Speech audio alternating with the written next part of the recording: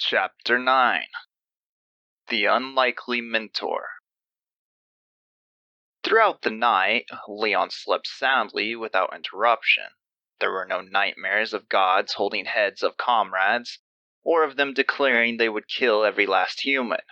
There was only a tranquil, deep sleep that followed the closing of his eyes. Eventually, though, that sleep was interrupted by a posh English voice of his newly acquainted AI friend. Leon, it's time to wake up. Leon! A small surge of energy rushed through his body. He opened his eyes to Hope's voice, and then covered his eyes immediately. For some reason, somehow, there was sunshine blinding him. "What's going on, Hope?" What's going on is you're going to be late for your first day with your mentor. If you don't hurry up. "I meant, why is there sunlight?" Leon said while questioning her conduct. "Where's the sunlight coming from?" That is just a big hologram and the visual illusion created for the people here to feel more at ease. The whole city is surrounded by a shield, and so that is used as the sky. In the daytime, we configure it to look as though the sun is shining. But you don't have time to worry about that. You need to be at your mentor's place in 30 minutes, and you still need to get ready. Go, shower now, get ready," she said, almost desperately. "Can you close that blind for me?" Hope controlled the blind, and it closed swiftly, blocking out most of the sunlight. Although a bit annoyed with Hope coming off sounding like a parental figure, Leon followed her instructions and put his clothes into the closet.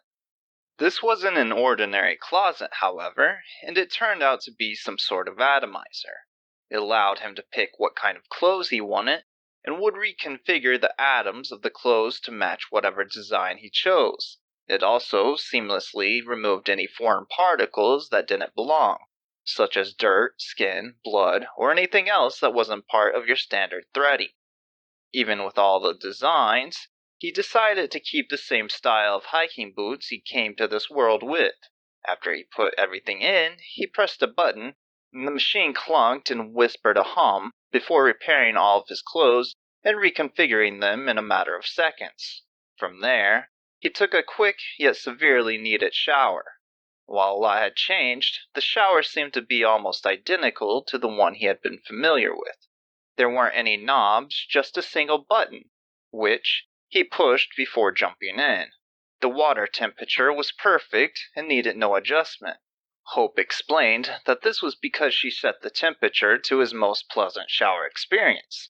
He thought this was odd and wondered how long it took her to go through all of his showering memories and decide which one was perfect. After all, he knew it had to be well over 1,000, but paid no mind to it.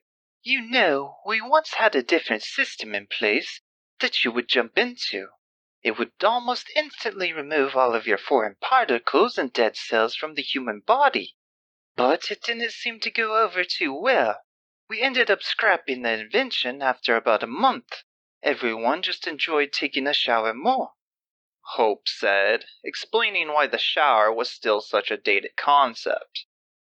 After about a 15-minute process of getting his clothes clean and taking his shower, Leon was dressed and ready to go. He walked out of his room and was welcomed with the smell of scrambled eggs, toast, and jelly. While this was nothing special in the broad aspect of things, after having only eaten cannibal stew with a side of slightly moldy dry bread and water, this was heaven. He traced the smell to the kitchen that turned out to be the room that Leon caught himself on last night to prevent himself from falling. "I hope you liked your eggs scrambled, kid," Vance said from the kitchen as Leon rounded the corner. "Honestly, it smells great. Thanks a lot," Leon said as he sat at the other end of the table. Vance smiled back, looking a lot better than he did last night, and began eating his portion. "You know you only have 7 minutes left. Please hurry," Hope reminded him. The time was now 9:23:08. "So, Hope, you seem more frantic and even a little erratic. Does this have something to do with who my mentor is? After all, you never mentioned exactly who they were." Well, you might be right about that. Most people don't have mentors of this caliber. At least not initially. Yours chose you specifically and will be able to help you a lot understanding the principles around your conquest. Oh, you mean the conquest I haven't been able to use, but maybe once briefly by complete chance? Leon said, in a sarcastic tone out loud, and Vance just looked at him strangely, yet said nothing as he understood who he was talking to. Oh, stop being so pessimistic. You'll do fine with proper training. So who is it that couldn't wait to be my mentor? Well, it's actually someone who hasn't ever taken on an apprentice before.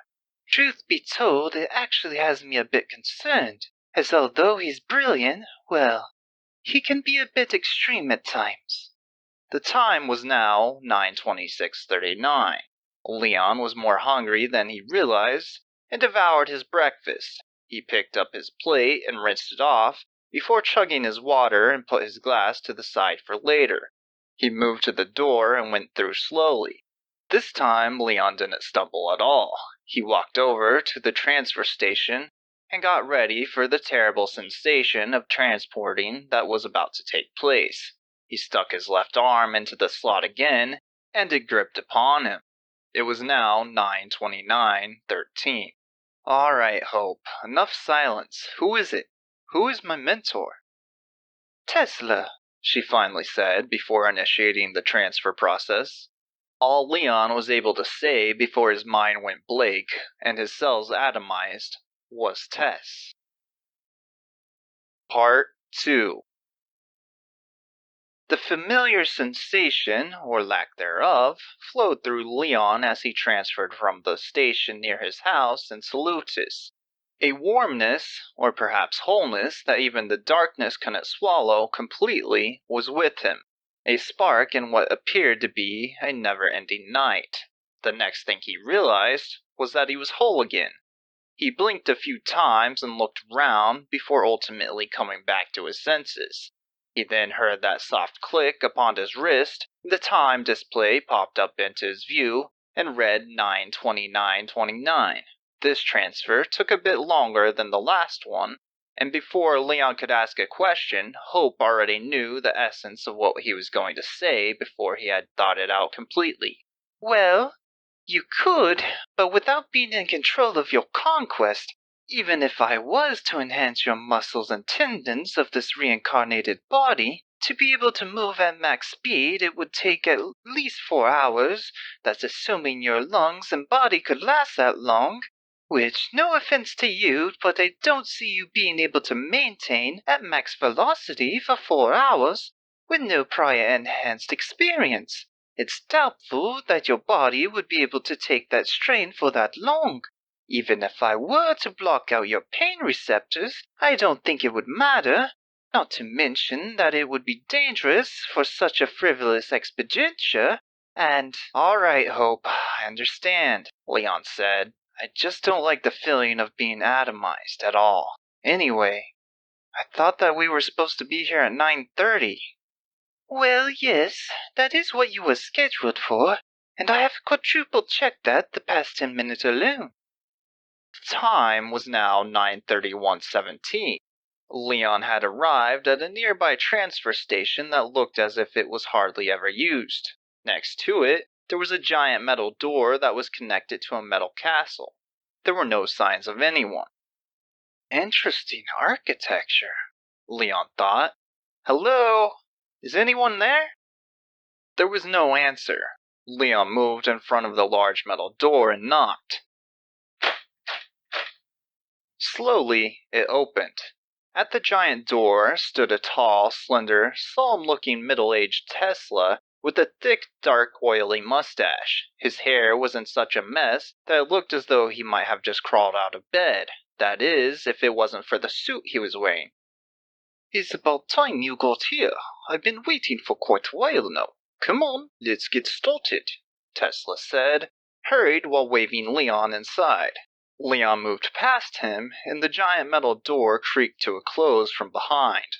The inside didn't even look like a castle, but instead it was a giant laboratory. It reminded him of something like that of Dr. Frankenstein's lab. In fact, it could not only rival the great doctor's lab, but surpass it altogether. Small Tesla coils radiated different colors of energy, and some had a few meters range, electrifying the air around them. Leon now understood why Tesla's hair was such a mess. After being here for just a moment, Leon's own hair was now being moved to one side or the other, depending on how strong the static charge of the wireless electricity around them was. Beyond that, the strangest aspect that was in this giant laboratory full of electrical currents and knowledge was that there was no one else, not a soul. Only Tesla was here, and now Leon. "So you finally arrived, Leon," Tesla said while guiding Leon through the maze of electric contraptions and doodads cluttering the giant room around them. "I suppose so," Leon replied, still dazzled by everything around him. "I'm not late, am I? Hope assured me that I was on time as I was to arrive at 9:30 today. Isn't anyone else here? Where are your partners?" Leon asked, still looking around, seeing no one else but them. "Late? No, you are fine. I was merely a figure of speech. As for my partners, they don't exist. I have no partners nor assistants. In fact, I believe you are the first person besides myself and Hope to be inside in well over 100 years." "What? 100 years?" Leon was shocked. "So you mean all of this was just made by you? Alone?" "Precisely, lad," Tesla answered, smiling. "Hope, go ahead and perform a merge between both of our processing fragments. It will make things run much more smoothly."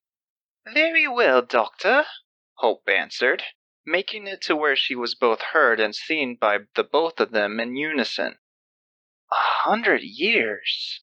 Why did you choose to mentor me then? There had to be someone else with a similar background," he asked, trying to get a grasp on this peculiar situation he now found himself in.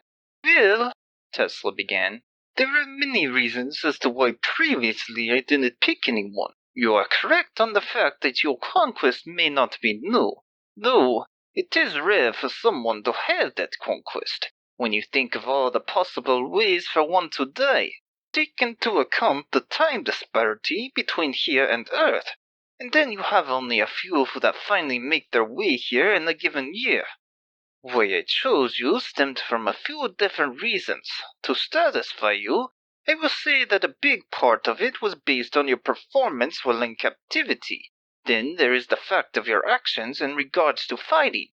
It's also my hope that I will be able to help you evolve it in a way that will make it superior to the others. Finally, you also passed my initial test, which is the only reason I opened up the door for you in the first place." "Time disparity?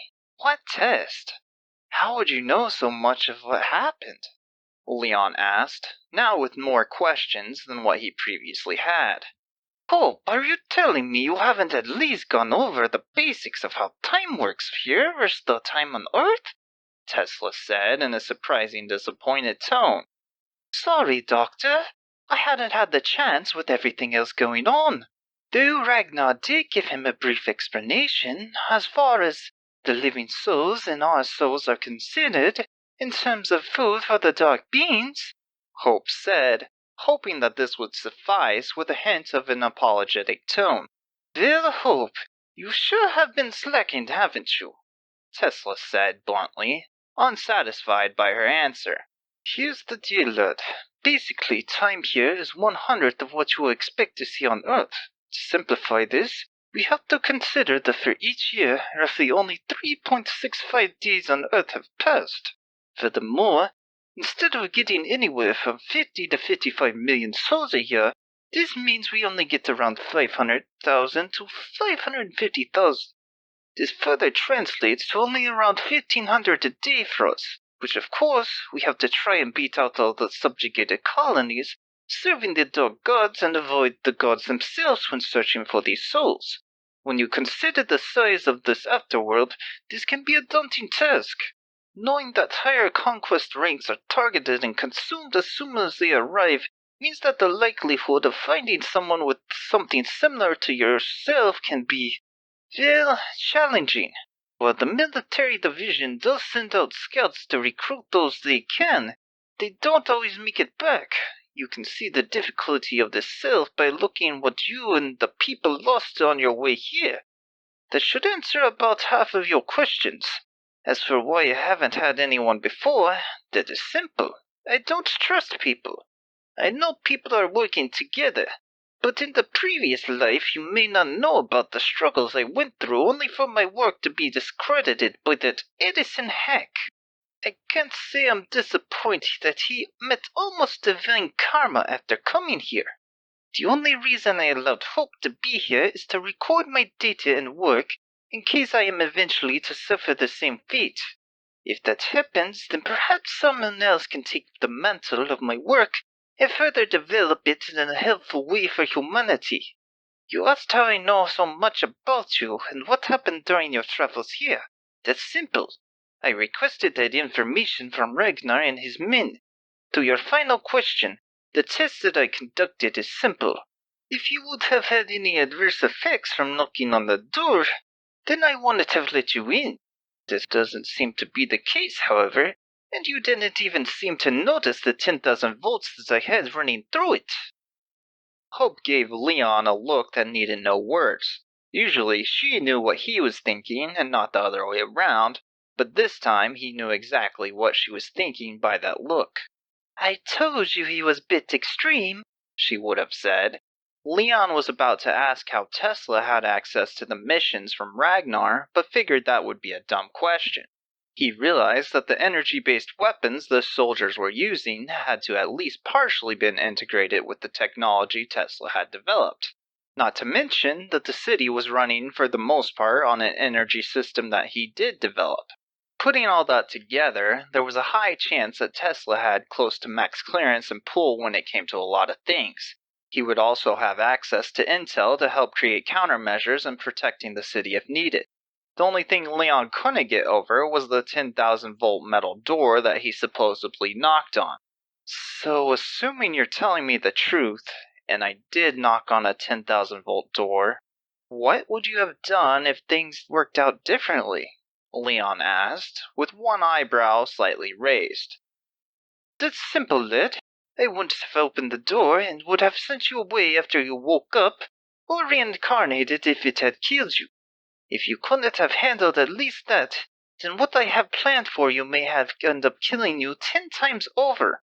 I don't intend to take things easy on you, and we will have to be working rigorously at a record pace. The tides are going to be changing for the worse. Now that Remy has died, we have to assume that today could be the last day to prep. Why I chose you, lad, is because a lot of people have seen promise in you. I think that if you learn to master your conquest, here, even if we can get you to be able to control it to a certain extent this next year, then you will be able to do some marvelous things. I'm competitive with Ellen, but our rivalry comes from a good place. We try to see who can benefit humanity more.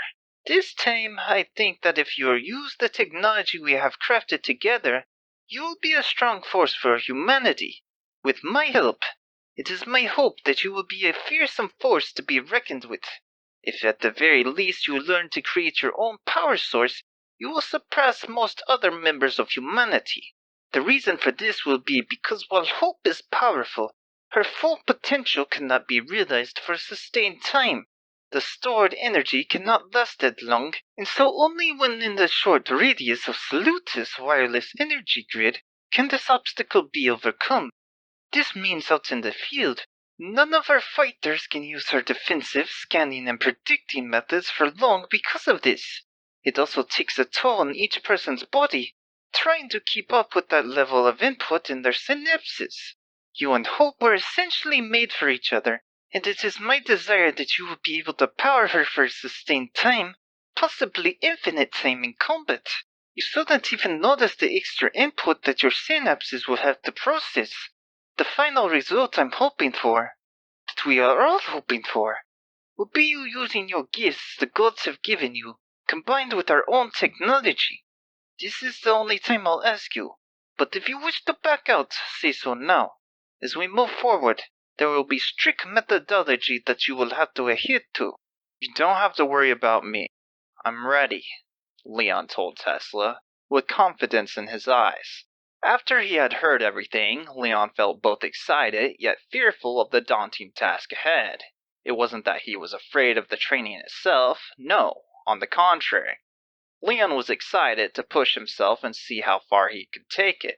If he could actually harness electricity on command, that would be more thrilling than any aspect of his whole previous existence. This would create a new, exciting challenge ahead. He had always found Earth boring and bland. About everything about it had already been discovered. Most of the secrets that may still exist were either hidden from general knowledge or locked away within the depths of the ocean where not many could afford to adventure.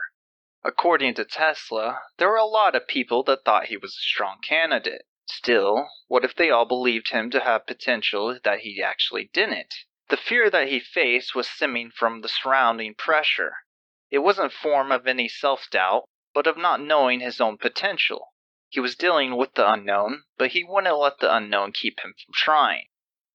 I was always taught by my grandpa to work hard for what you believe in, and even if it isn't appreciated by others, in the end, you'll always be glad you gave it your best. Something had just dawned on Leon that his troubled mind didn't have time to fathom under the previous circumstances. His grandfather had died back in 2015. That was just over 5 years ago in Earth time, which had been nearly 500 years ago here. Hope, is my grandfather here? Hope looked at him with palpable anguish upon her face as she began to answer his simple, yet unfortunate question.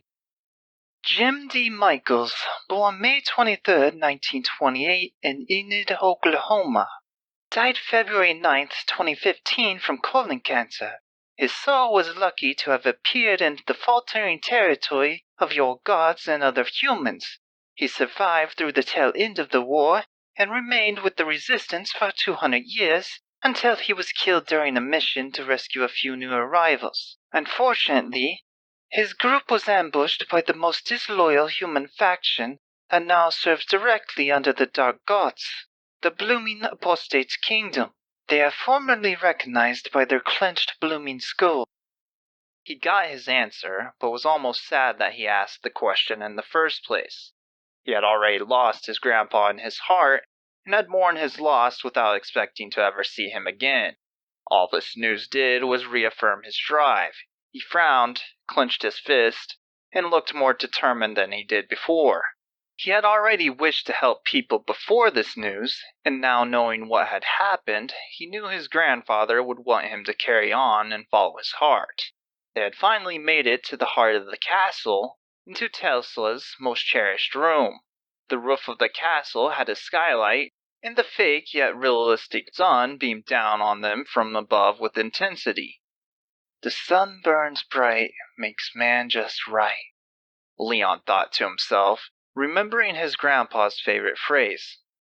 All right, Tesla, Leon said, looking at him with conviction. You've got yourself a willing apprentice. Help me become someone who can, at the very least, serve to protect those who cannot protect themselves. Tesla walked towards Leon and put one hand on each of his shoulders. Let us begin, he said with an endearing smile that appeared across his fragile face. Part 3. On the other side of the city, things were picking up at a rapid pace. The meeting that Vance said he had to attend turned out not to be just an interview, but also the first day of court for the accused from the Snow Leopard's kingdom. Not everything in Salutis happened quickly, nor was everything as well organized as one would think an advanced civilization with a multifunctional AI would be.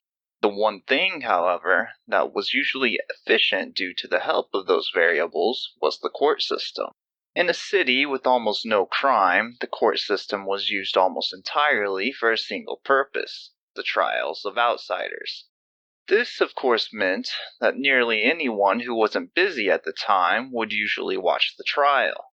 In this little city of salvation, there wasn't ever any live entertainment to be broadcast. There were more pressing matters than to have trained actors or storytellers. Everyone played a role in the city, and there was no room for that role to be strictly for entertainment. For the most part, any relevant events would be relayed to the public by Hope. She would have access to the mundane for anyone interested. This would consist of anything from how hot or cold it was, to if there were any storms on their way that could be watched from the inside of the protection layer. Sure, some wrote stories in their spare time. They even submitted them to the city's database if someone requested it. Still, outside of that, they never amounted to much. For general purposes, there were two sources of entertainment. The first, any previously recorded entertainment cataloged from Earth anyone could access. This would consist of full archives of books that contained anything from storybooks, history, or science. There were also movies of the same sort. The second exception was court trials. Was the reason they were broadcast among the citizens to provide entertainment, education, or fear to keep them on track to prevent their demise. That was up for debate and depended on each individual person's interpretation. In the courthouse, a short and average-built almond-toned lady stood before the group in question, peering down at each of them. Before we begin this trial, let it be known that this is not to determine if you did in fact aid the Dark Universe, but to determine why. For it is already known that you did, in fact, aid them, and for many years. Before the chaotic fight that led to the death of the demigod Remy, your kingdom was part of the subjugation treaty. This again is not up for dispute, nor is the fact that your treaty required you to gather the souls of your brethren in exchange for your own safety. The judge went from left to right and named them one by one, starting with Vance and ending with Claven. You all have acknowledged this to be true. So the question remains, why should you be allowed to remain here? Why should those of you before me who each were specifically responsible in one way or another for the exploitation, capture, transportation, holding, or killing of innocent humans against their will be allowed to stay here? Speak true and honest. You all have been properly told of the situation you are in, and of your rights. If you lie, it will be known. So speak true, as this could affect your very soul. The group peered up at the woman. Most were calm but not hopeful. The one outlier in the group was Krista, who did everything she could to hide her smile. The judge continued to look over them until finally stopping at Krista, who the judge had just received information about from Hope. It seems one of you made a deal to save a life at the risk of your own. Somehow this one act has cleared you of all insurrections against humanity. I wholeheartedly disagree with the decision of this deal, especially given your part in it all. But I cannot go against it. It was a wartime agreement made directly with a high-ranking council member. Therefore, I must allow that person to be free. You may go, Krista, the judge said, looking directly at her. This was different from a traditional trial that the group was used to. There was no guards around to release her, and only Hope to remove her shield restraint. Krista began to leave, relieved with a quivering smile, knowing that if she had been made to testify, she would have had no defense. She knew that while she didn't love her job as a hunter, she did enjoy almost every moment of it. Krista got great pleasure from luring in unsuspecting victims just to crush their hopes shortly after. It was what she enjoyed most about being in that broken-down kingdom. Before she left the building, the judge stopped her right before she exited, giving her a stern warning. You may have made the deal, but as you know you are always being watched. Don't let this newfound freedom go to your head. Be on your way now, and make smart decisions, for your grievances of the past have been forgiven. But next time, you will be made to face your punishment with no sympathy. Krista left without looking back. Part 4. It had been 6 hours since Krista left the court building. Inside remained the 5 other defendants: Vance, Dane, Claven, and the two surviving guards, Martha and Enzo. Next, there was the judge named Coretta, a member representing the Council of Generals who simply went by Judal, and a member representing the citizens of Salutis named Vincent. He seemed to be more skeptical of the defendants in front of him than either Judal or even Coretta, who the group found out almost immediately was not to be taken lightly. Things weren't proceeding well at all for the group, and even worse, the judge was allowed to use her conquest during the trials. While this usually kept trials reasonably short, it almost seemed like unethical and cheating in terms of how it was used. Her conquest was built upon a rare case of aphantasia, a disease that prevents one from getting visual images, which was caused by a brain tumor that turned fatal shortly after she was diagnosed. Due to the strange circumstances surrounding her death, she was granted the conquest ability to peek into others' minds and see what they were thinking and feeling. This made most trials based solely upon her own viewpoints, unless there was an intervention from either of the other representatives present, which rarely ever happened. Nothing of the sort had occurred here in the last 6 hours, while the group had been questioned by her. They had all told the judge their individual stories and reasonings up to this point. Nothing as of yet had convinced her to grant leniency. While their stories were different, almost all of them had one thing in common. In essence, they were doing it for their family, or for the survival of the people in the kingdom. The one exception was Dane, who seemed to have had his own reasoning. Dane lived for the king, and would die for the king. Clavin had saved his life from a fate worse than death, worse than losing one's soul. He had traded some of their food for him, a man that was scarred head to toe. Dane cared not if it was for the benefit of the man, or for the benefit of the king or kingdom. He was rescued from being used as human kindling, and from a living hell that had lasted well over 200 years, being burned over and over again for the enjoyment of others, the pleasure of the blooming apostate's leaders. He had erased some of his own memories with his conquest just to keep his sanity. The healers among them in the ranks would heal his insides so he would not die on their leader's orders, but they were never allowed to treat his skin. It resulted in him being referred to as the Scarred Man. Because he was kept in that state for so long, the damage had been carved into his soul. Even if he were to die now, he would reincarnate with the same wounds upon his skin and with no way to heal them. Once the king had rescued him, he had Krista and the other healers try to treat his skin, but you can't repair the scars of the past. This was now how he would always look. He stood before the judge and described the horrors that he had lived through, the few that he still remembered. The judge, who didn't believe men could be so cruel for no reason, looked into his mind. She could see it all and felt it in an instant up to the point he had erased. Coretta had at first thought about asking him to remove the blocks on his memories, but knew from everything else she had seen that they were very real.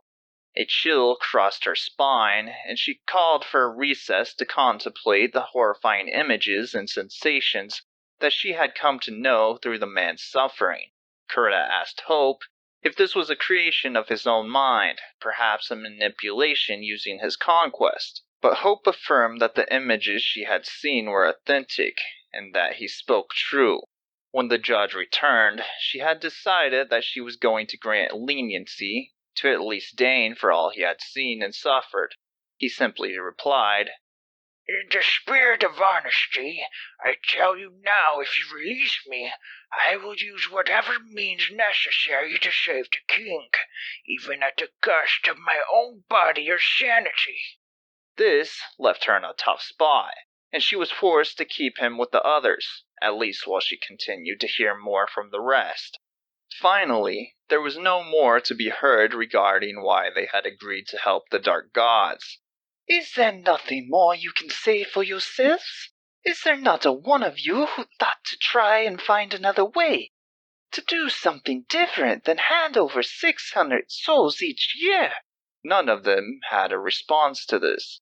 Clavin glanced around at his friends with a look of uncertainty before contacting Hope.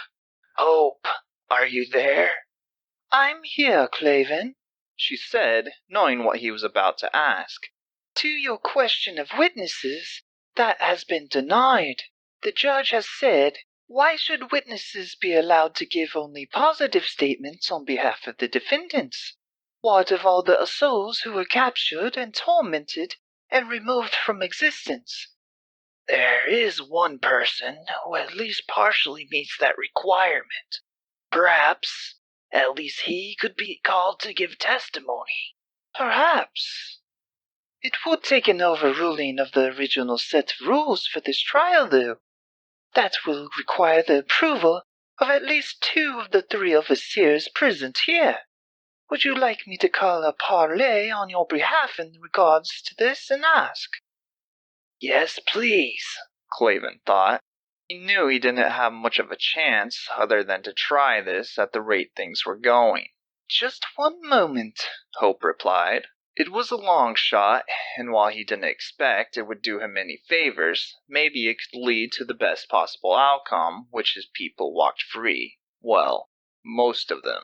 Even with the witness, it meant that he would likely die, but at least he would have a loyal few willing to look after his son. Even Dane would listen to him if he pleaded for him to do so in the interest of his kid. Okay, Hope said after a minute. In a rare case, all 3 have agreed to your request. However, it seems as though Leon's mentor has refused to allow him to be distracted by this case for an unsaid amount of time. And well, I'll let Coretta explain. Well, it seems you lot have been granted a short grace period. It seems that after being persuaded to allow you to have a witness, that said witness is not available for an unforeseeable amount of time. This anomaly will cause this trial to be put on hold for the same amount of time. This is due to the clause in regards to rule amending that states a rule cannot be changed again during the same trial to ensure a fair process unless also requested by the defendants. I don't suppose you would like to request a change again, would you? She asked, looking at Claven. Claven said nothing, and neither did anyone else. I had thought as much. While I'm unable to mention names, it seems someone on this panel knew prior to the rule change of the current whereabouts of the status of said witness. That said, it matters not.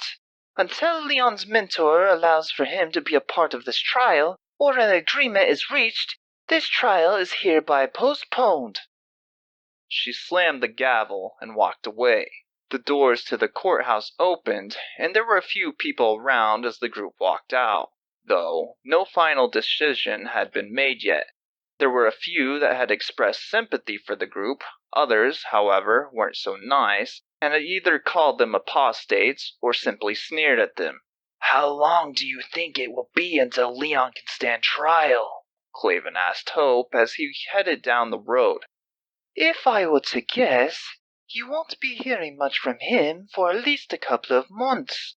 Though, it could be much longer. At this point, it's really a waiting game. You should just focus and enjoy the time you have with your son, Hope said kindly. The sun was beginning to fade now, and the moons were taking over the dark sky of Salutis. It was quiet and relaxing, though the group had no purpose, and none of them had a mentor of their own, for now. They were at least safe. All but Enzo headed towards the nurse's building to see the king's son and enjoy their freedom.